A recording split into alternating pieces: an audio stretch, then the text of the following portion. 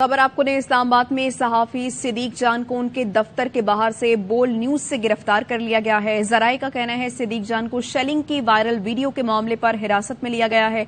सिद्दीक जान को सादा कपड़ों में मलबूस अफराद ने बोल के दफ्तर के बाहर से गिरफ्तार किया। सहाफी सिद्दीक जान की गिरफ्तारी काबिल मुजम्मत है। PFUJ की जानिब से रद्द अमल भी सामने आया है। सहाफियों को हिरासत करना हर हुकूमत की रिवायत बन गई है। अफजल बट की जानिब से कहा गया है कि इक्तदार आनी जानी चीज है, हुक्मरान होश के नाखुन लें।